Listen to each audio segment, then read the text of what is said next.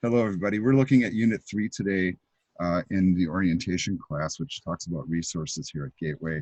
And it really is to learn about both how to access things on the Gateway website relative to the program that you're studying, and also to learn about your campus and the services that we have available, as indicated here in the topic list. Now, if we were to have this class on campus, what I would do at this point, I would say, okay, everybody, you know, so everybody stand up, and I would like walk you around campus, and take you to the library and the bookstore, and we'd stop and take a look at the lake and check out our computer labs and maybe stop for a snack in the snack bar. And the reason I do that is I know that sometimes when people join, they don't get a chance to formally do that with like one of the other official offerings of that on campus. So usually, like if you had an advisor, for example, and met with one in person, very often if they have time, they would do that. Or if you were um, taking the Gateway to Success class, if you were a full-time student, if you were a full-time degree, they now have a new course that's kind of like a general version of this course, where they do exactly the same thing. So it's kind of cool. I mean, if you're going to school somewhere and you're in person, it's kind of cool to know where you're at. But you do see that I have it crossed out because certainly that's not required for online people. However, I will offer to you, once things kind of go back to normal, do you guys ever want to come to campus and just kind of check it out, and look around and see everything? Shoot me an email. If I'm around, I'd be happy to walk you around and show you the place. We have a really impressive set of computer labs at the Racine campus in the technical building. In fact, we have a whole IT floor there, with server infrastructure, networking infrastructure, really cool labs to work in and meeting rooms and stuff. And I think it's got a really good positive vibe to it, which I think is important. Now, short of that, what are you going to do if you're an online person like all of you are, is you're going to look at this stuff online. And I'm not sure how you came to Gateway. And I mean, that could have been maybe a high school counselor pushing you, maybe you saw an ad somewhere, or somebody, or hey, we're the technical college in your district, so let's see what you have to offer. Either way, at some point you're going to end up, at the Gateway website. And what I'm trying to do here, I'm logged into the intranet, and I'm actually going to log out of it. So like the employees here can log in and access, certain features that students cannot. So I was just logging out. But this is our Gateway homepage. And if you're learning about the programs that we offer, well, guess where you should click? Right on the programs tab. That's a really good place to start, right? So if you were looking to see what kind of degrees does Gateway offer? And you know what? We offer a lot of degrees. So if you look at this list, it's pretty comprehensive. And you'll notice that while it might overlap a little bit with what four-year schools do, in fact, many of our programs have the capability of where you finish your degree and you can transfer to a four-year institution. And for the record, folks, I recommend that. So if you guys get into the mode where you take this full stack cert and you're like, you know what, I'm going to go for the whole degree, and you finish that whole degree, even if you have a job, I always tell people, you know what, once you got that job, go ahead and just continue your education, especially if you have an employer that is willing to pay for it, right? And that's how I got my master's degree, for example. So I went to a school. I ended up getting hired by the same school, working in the IT department when I finished.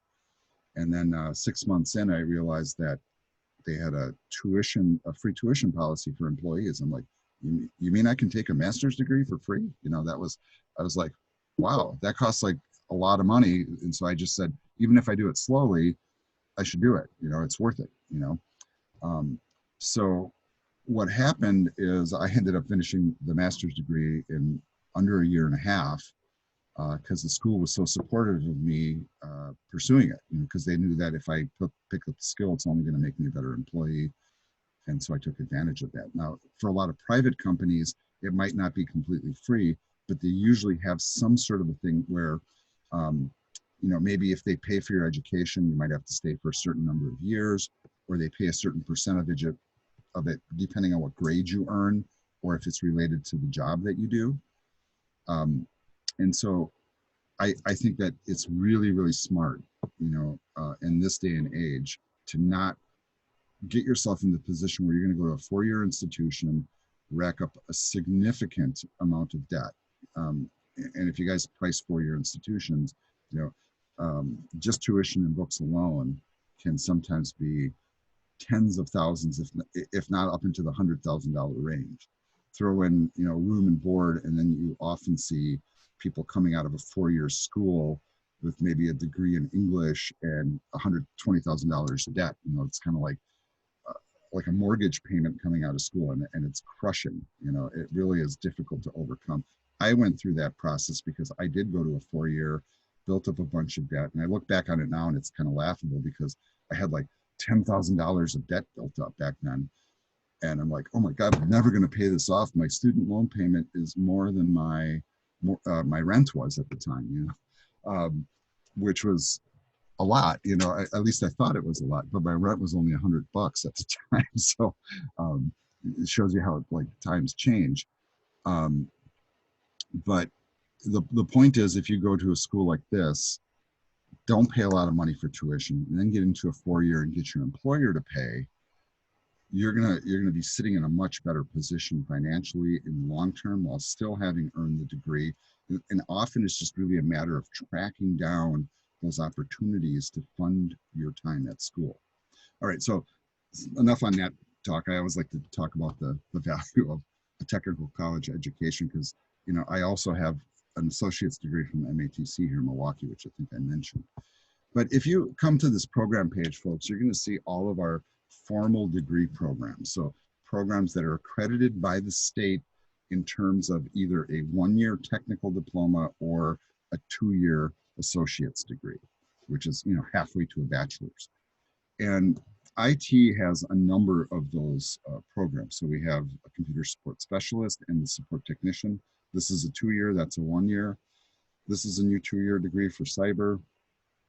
Also another new degree that we have just this past year is data analytics, one that I also teach in. Then we have network specialist.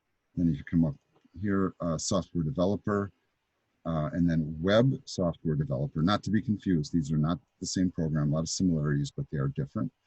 And then our one-year diploma for web programmer. What you won't see on this list though, is the certificate. If you guys are doing the full stack certificate, you won't see that listed here because it's not on the same level. So this is strictly for one-year and two-year degrees. And I have a little bit of contention with that. I keep telling the people that make this website, well, the certificate should be listed here too. And unfortunately, they are not. So what you end up doing, I mean, you can find it other ways, but I usually just come up here and type certificates and search that. And I get this link.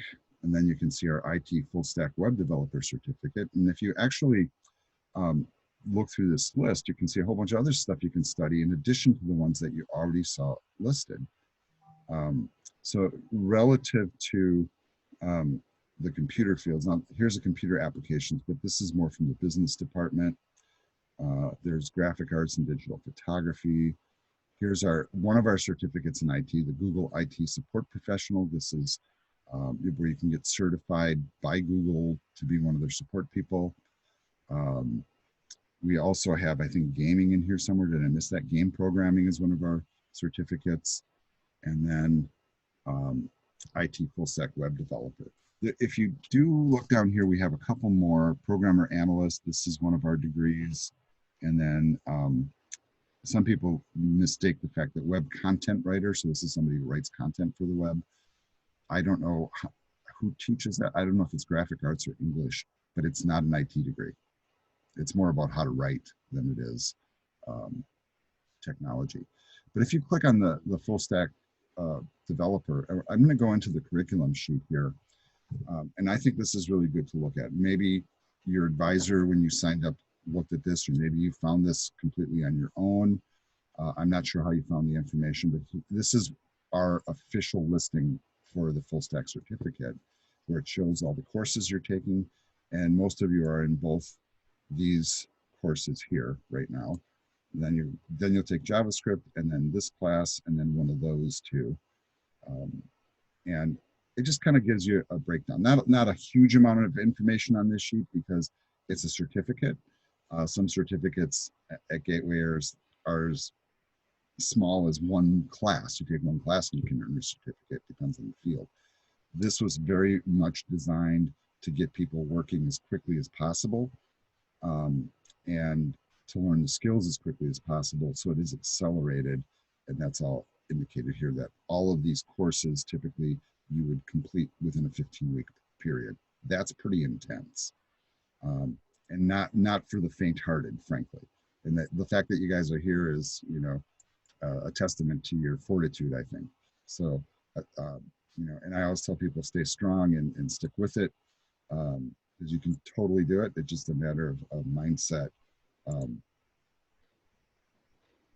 yeah, and Justin, you're right. Justin just chatted. Pretty good pay for full stack dev. Absolutely. And in fact, in the Bay Area of California, the word I get is that anybody that has these skills, they typically start at around somewhere between 105 and 120, 120,000, as a starting entry level salary out there. Now, mind you, the rent is significantly higher than it would be in Racine, so your living expenses are higher, but there's tons of work. But also what's happening with full stack people, is the fact that this is a job you can totally do remotely. A lot of the companies in Silicon Valley are realizing that and have made a significant move recently in the last couple of years, and probably more so with the virus, to get a lot of people hired remotely. So they know that, hey, I have to pay 120 for somebody here in San Francisco, but hey, these Wisconsin people are willing to work for 100 and they're happy. We save $20,000 and they're super happy, And for as strange as it sounds, is I do get people that get hired at those kind of salaries, folks. It does take, it's not everybody, because for a lot of people, they have to have experience first. But certainly entry level, you can get in for a pretty good rate of pay. But knowing where this stuff is located, I think, is important. If we go back to the program page and then dig into the web software developer one, which is our full degree program, they talk about, these, what you can do. And the Bureau of Labor Statistics projects to grow 13%. So they're talking about an annual year-to-year growth rate in this job market for anybody doing web development. 13% of your growth is huge. So we're talking a consistent growth rate in the number of positions. So there's never going to be a shortage of work if you're looking to work for a company that will hire you. There's also no shortage of work if you plan to work as a freelancer. So a lot of our students do that too. Sometimes they're not even aware that they can. There's plenty of people that study these IT degrees that instead of like going to an employer and getting a full-time job with benefits, so let's just put a hypothetical on the table. Let's say you walked in and you got a job somewhere as a web developer, and they might hire you at a specific rate of pay. Let's just throw a number out, and let's say, okay, here's $75,000 to start. And I'm just, just a hypothetical. And you get benefits and you get time off and all those things. However, you should know that when employers hire you, when they are paying your benefits, they often are in the situation where whatever your rate of pay is, sometimes they're paying almost that much again to get you your benefits and pay for taxes and Social Security and Medicare and yada, yada, yada, yada. And so you look at it as, hey, I'm making 75K. And they look at it as, well, our employee is costing us 150, really. That's how the employer looks at it. So they might be willing to actually hire you on a contractual basis instead. So no benefits and no vacation time and stuff like that, but might hire you at like 120 because they're saving you, they're saving themselves 30, and then you just come in for a project or for a term and work contractually. So a lot of people in IT work on a contract basis. And I have friends that have been in this field for a long, long time. And it depends on their discipline, but some of that contract work can be very attractive. So I see people like, yeah, I was on a 6-month project and I'm just kicking back for 2 years because they made so much money during that 6-month project that they could do it. And it always astounds me that kind of work is available. So there's always contract work as well. And that would be typically working through a firm. Sometimes when you do contract work, whoever hires you will also take a little chunk of the check, but they do find you the job leads. But you can always work for yourself as well. What's really interesting is you see this picture on here and you go, oh, that's just like some like, you know, stock photo of a student, you know, and actually, no, this is actually one of my students. Um, she went through one of our boot camp programs in web. I want to say it was, oh God, probably 4 or 5 years ago now. Right around the time I started here. And she came in, she had a military background, but never worked in IT. She learned how to be a web software developer, landed a job as a .NET developer. That's a certain type of technology with a Racine company, and is now a full-time programmer, making pretty good money. Her name is Jessica. She's a very, very, very nice person. And real strong work ethic. So that's actually one of my students there. So, and we're proud of our students when they go out there and they do well. So not a stock photo, actually a real student. So they talk about some of the stuff that you can earn here, but I always like go down to this section and I look at it and say, okay, well, this tells me a little bit more. If you just look at like the cost of this program, for example, tuition and fees are only a little over 10 grand, books and supplies. Unfortunately, you have to buy books. So like at most, you're probably going to spend about $15,000 on those things here. The salary outlook for people graduating with a 2-year degree, so the median salary coming out with a 2-year degree is in our district. So it's not like nationwide, but actually Racine, Kenosha, and Walworth County, that's the salary outlook to start. Now, I know a lot of people go, oh my God, that's fantastic, you know, and you know what it is, right? Because, you know, if you're working a part-time job or you're not like fully employed, you see figures like that and they seem like a lot of money. And I always tell students that, you know, be careful, you know, what you think is a lot of money, because, you know, then you get the mortgage and the car payment and the kids and the insurance and yada, yada, yada. And all of a sudden that's like nothing, you know, it evaporates pretty quickly. Throw in a couple of medical bills and then, you know, you're eating like ramen noodles again. So the other, you know, thing that's fascinating here is they also have the curriculum sheets. And so they have this little listing here. You can click on the courses and see all the courses we offer, right, in sequence. So if you were a full-time student, you would take this one semester, usually starting in the fall. Then you would take this your second semester, third semester, fourth semester, and then you're done. Now, you can look at a different explanation of this. All these like do expand out, by the way, so you can get some information, but mostly course descriptions. But they do have what we call curriculum sheets. And in the past, we only would list this, which is what we call a full-time curriculum sheet. And maybe, once again, if you signed up with an advisor for this program, whether you're full stack cert or the full tech diploma or degree, they probably showed you these documents and what courses to take. You might even have them in a binder somewhere, but you can always come to the website and pull them. My recommendation, though, is if you just started, I would actually download a copy of this document and keep it. So for example, you just come up here, if you're looking at it, hit the download button and pull it down to your machine, because you notice that it is dated, right? So guess what happens next year when you look at this? This will say 21, 22, and the courses might change. You know, see, and that does happen. Web and IT, because our field changes a lot, sometimes our courses change a lot too. So we probably change out courses faster than the other degree programs because there's new technologies coming down the line constantly. But once again, this shows, you know, first term, second term, third, and fourth. So we consider these semesters, but typically it would be fall, summer, or fall, spring, summer, fall. And that's the way we design web. So we don't take a break.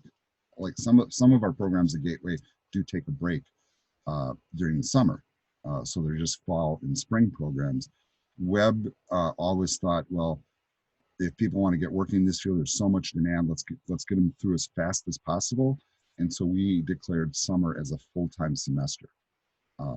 And some students go to school and go, great, I get the summer off. Well, no, you don't. You you have to still go to school in the summer.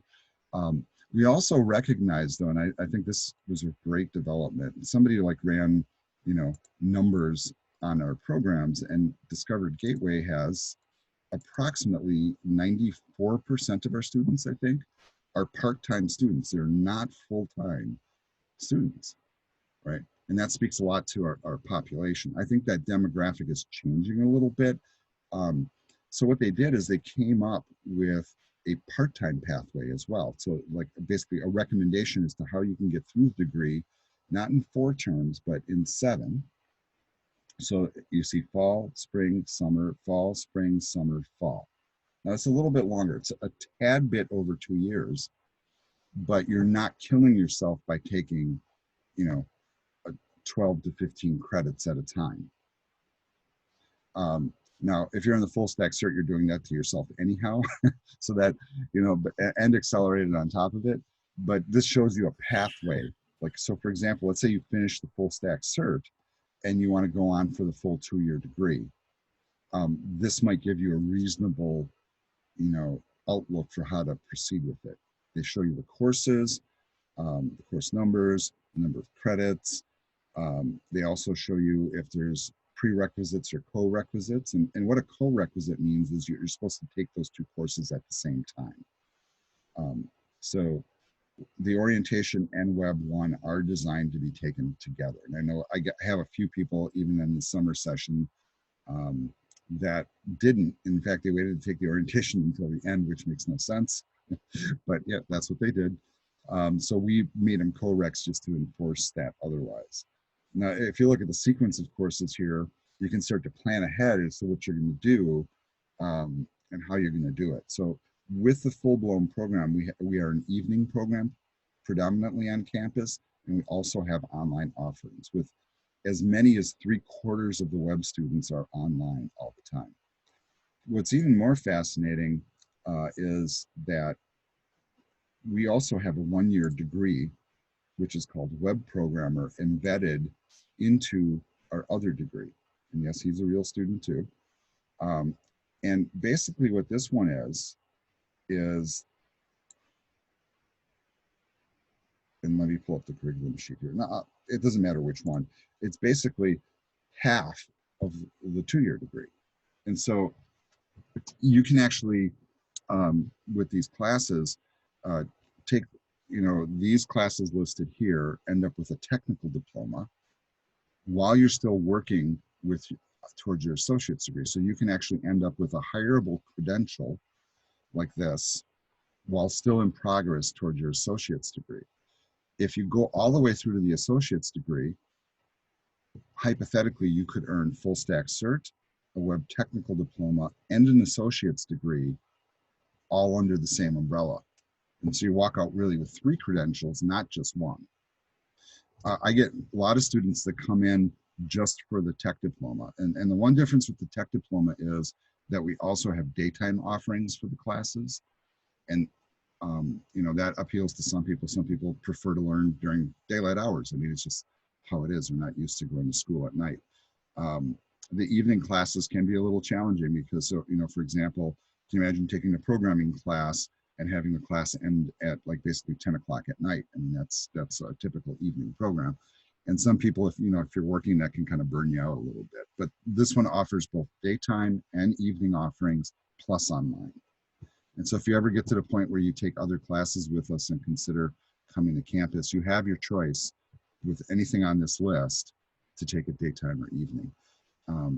And so I always, encourage people if possible to try to explore what works best for them. Everybody's a little bit different. So that one, we get a lot of people that come through and take this one and then continue on to the associates, but I have plenty that just come in for this, get their job and move on. So that's really up to you. But I think it's important to know where this stuff is, and that it's really a big part of what this activity is getting to know what's out there and look. Now, maybe when you were looking up these programs, you did a lot of that already. And I'm glad that you did, if you did. But sometimes, people just kind of get pushed into stuff either by their parents or their advisor or whatever, and don't really research it too much. And what I'm hoping to do is to show you how you can look up that information when you need it. But I do recommend that with any of those program sheets, like we were looking at, if you signed up for it during that year, you should make a copy for yourself. Now, I always keep old copies, just so you guys know. So if you lose your sheet and don't know what you're supposed to do, I mean, self-service should show it as well, but I think it's helpful to have a copy and look towards the future, and that way you can plan out what you're going to do for yourself rather than somebody just telling you. All right, let's go back over here. Now, Wendy does have a video here, and I'm hoping you guys took the time to watch it. So if not, please do that. I think she does a nice job of kind of showing you some of the stuff on the Gateway website. There is a significant amount of stuff. So let me just take us back to Gateway's homepage here. So the one, most, and I'm going to say this, most college web pages like this typically are focused around the fact that they're trying to lure students to take classes at their institution. So in a sense, it's kind of like to research what they offer and how to actually do it. So it is possible to completely do all the admissions stuff online. I often find that it's easier to talk to a person sometimes to get that to happen. So I don't know what your experience is. And then they talk about, the features of Gateway basically. But when it comes to like the functional aspect of the site, you guys all have this, and you may have learned this right off the bat, that you can come to your My Gateway, log in, and then you get this like dashboard kind of thing, or like a homepage of your own. Now, maybe you guys come into the Gateway website this way and come into Blackboard this way, and that's fantastic. If that works for you, you go for it. So you can see Blackboard, Office 365, LinkedIn Learning. We're going to be talking about that site later. And then tech support and forms and stuff.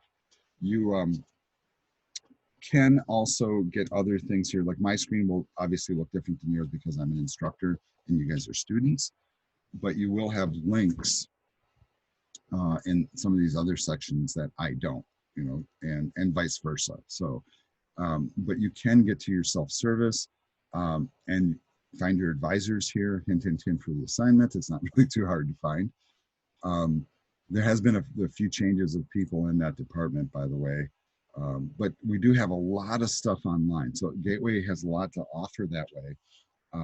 And aside from that, there's things that we offer inside of our course shells as well. So I always put a resources page in every course shell, and it varies. Now, I'm going to tell you what, I have not edited this at the beginning of the semester, so there may be a couple things here that I will adjust as we go. And as I say here, it just contains information that you might find useful. In some cases, if there's a piece of software or set of instructions that's kind of generic to a course or software you might need, this is typically where I would put it in my course shell. But please be mindful of the fact that whoever you take courses with here at Gateway, everybody arranges their course shells a little bit differently. And I sometimes get students that become fans of the way I do things, and they just take my classes just because they like the way I do it, and that doesn't mean it's bad or good. But I think it's also good to experience different ways. So just so you know that. But you can see here, like, Wendy's got a couple of things, and this one you guys can't see because I think that's one I'm probably going to delete. It's an old one. I have information about VDI and VPN, which we're going to look at later. And I just heard this week this technology is going to change too, so I'm probably going to have to update the post again. But I wouldn't worry about that too much. But we do have so many resources available. It's kind of crazy. You get free software, all these services. And the other thing that Gateway has to offer as well, and I probably should have prepared this, I'm thinking in my head now, is we do have tutoring services available. And I don't know if you guys have ever reached out to tutoring in prior academic environments, but we have a department that is called the Learning Success Center.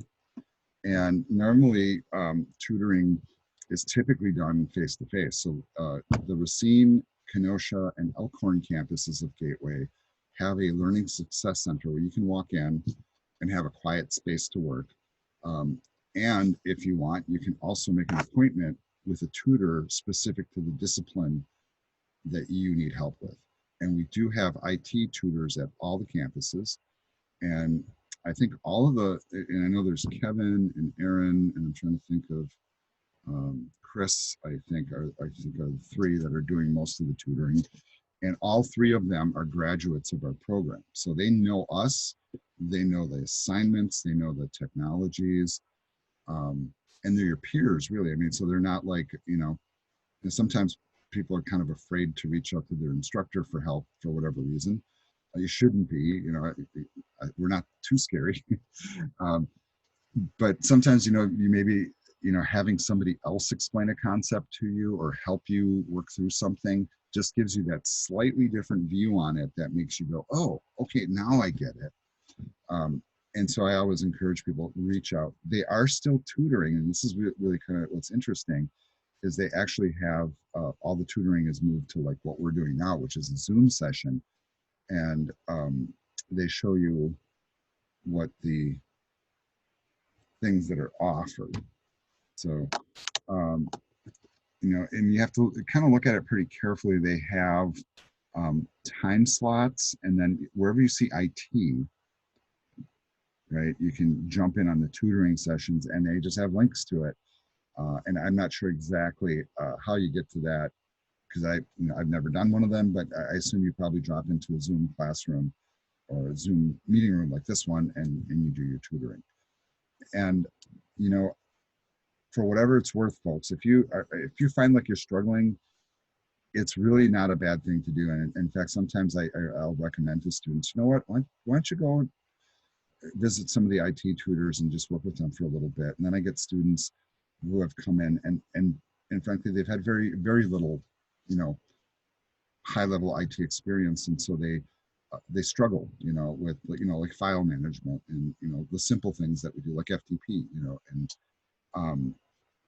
that little extra support can make a big difference. And I get some that become such fans of it, they go through the whole program and they have just a weekly appointment with the tutor, because it just helps them, stay on track. It's kind of, makes them disciplined basically for getting the work done. And for whatever it takes basically to make you focus in on what's happening. But I think out of all the resources that we have, the Learning Success Center and the tutors are fantastic. I mean, that's why they're there. They're there to help the students succeed.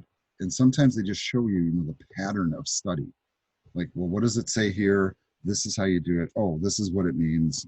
And then you're on your way, and then you proceed with confidence, and then you come back to the classroom. And I see the difference with students that were kind of marginal, perhaps, and struggling with basic concepts, and they go get like regular tutoring, they come to class and it's like, man, world of difference. And then once that confidence is there, it's kind of like, you're no longer have limitations as to what you're studying. So I think that's really big. Going back to our Unit 3 folder here. So make sure you watch Wendy's video there. And then the other thing that they'll have you do is this assignment. And some of you may have done these already. And this, I do have to say that this does have two options, and I'm hoping that's pretty clear. So you can either go through and go through the online orientation process, which I think can be useful, right? So it's kind of like in lieu of going to a face-to-face orientation.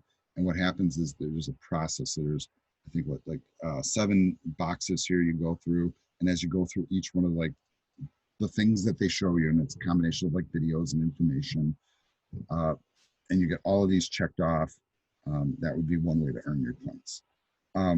The other thing that you can do is you can just write it up in the document. So you can just describe the support services, describe support services available from outside resources. And let me show you like some of those, even right here in our course shell. And let me turn off edit mode first.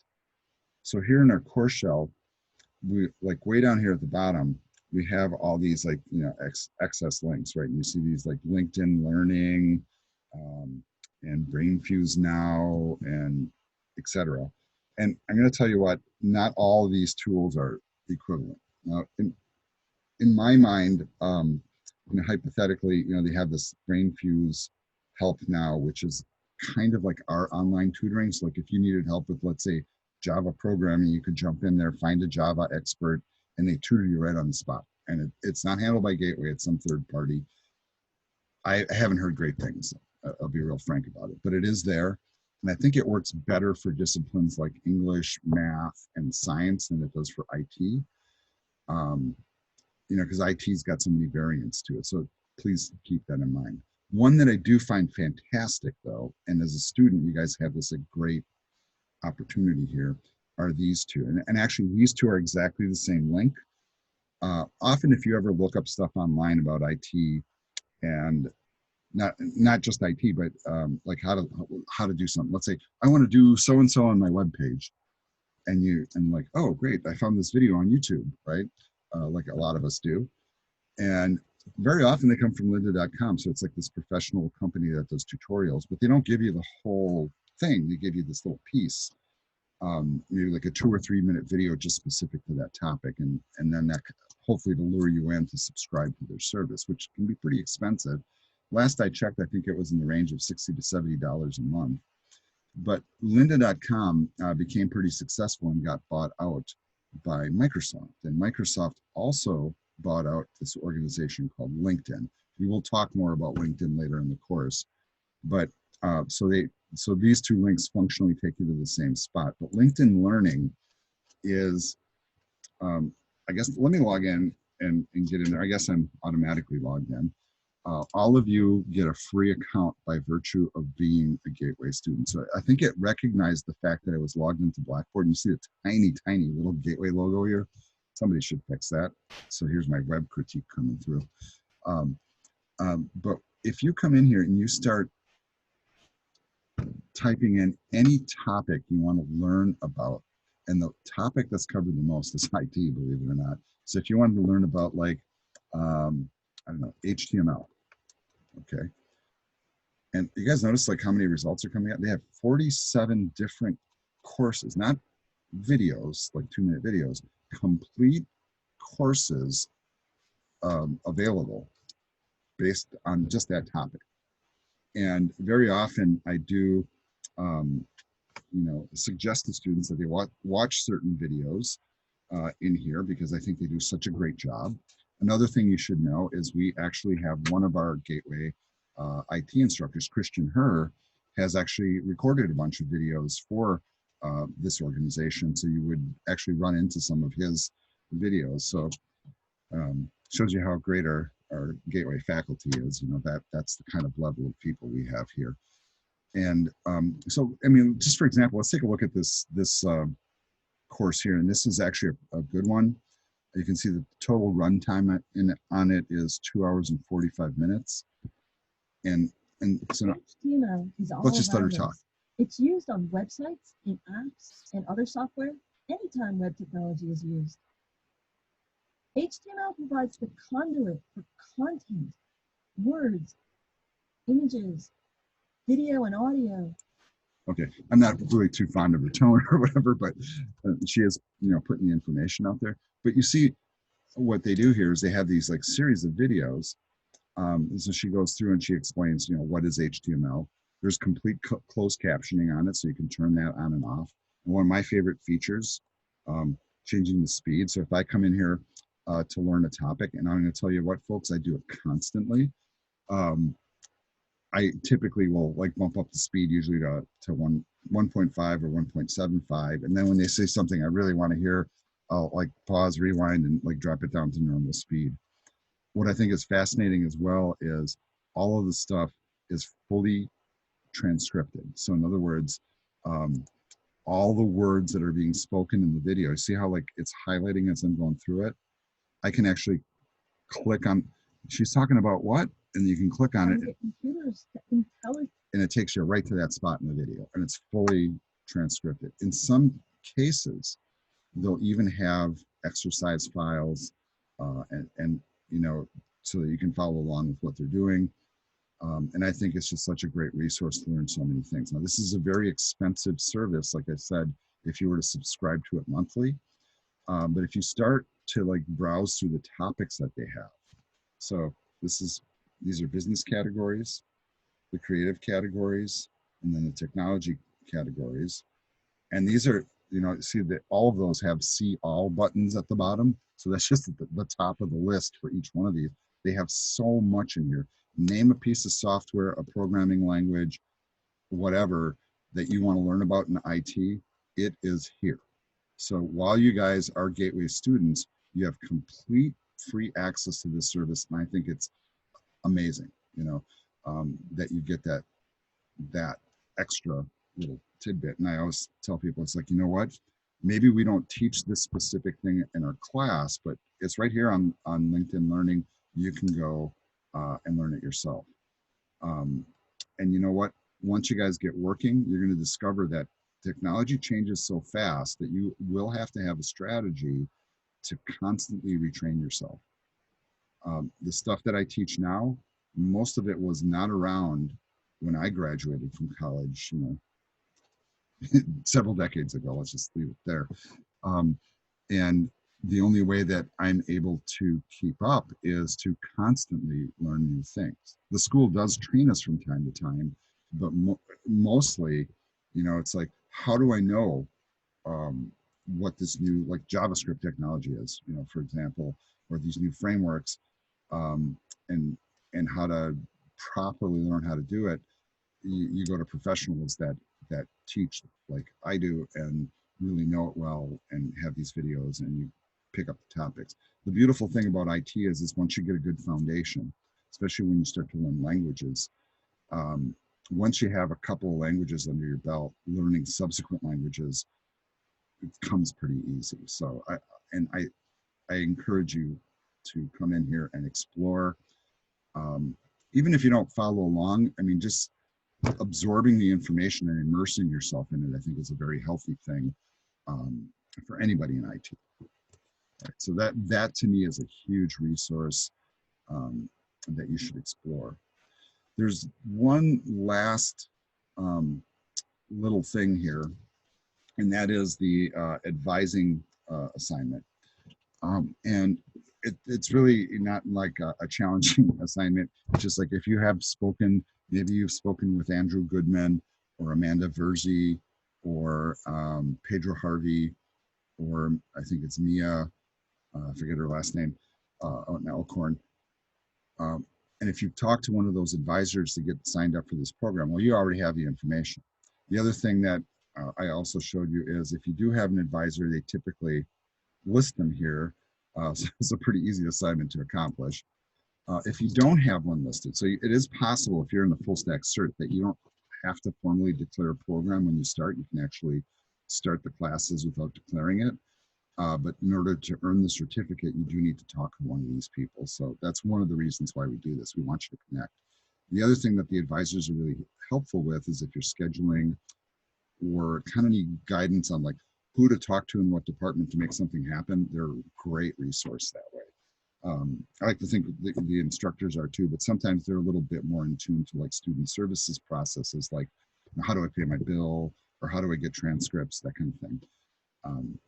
So that's why we have you do that. None of these are particularly hard assignments, folks. They're just kind of like busy work activities to really make sure that you're looking at those resources. Those resources are important. Knowing how to navigate it, I think, is critical. All right, why don't we do this? I'm going to actually split the videos today. So I'm going to do the orientation video. We'll end here. We're going to do like a 4-minute break. I just want to top off my coffee here, and then we'll kick into the Web 1 material. So let me hit the stop button on the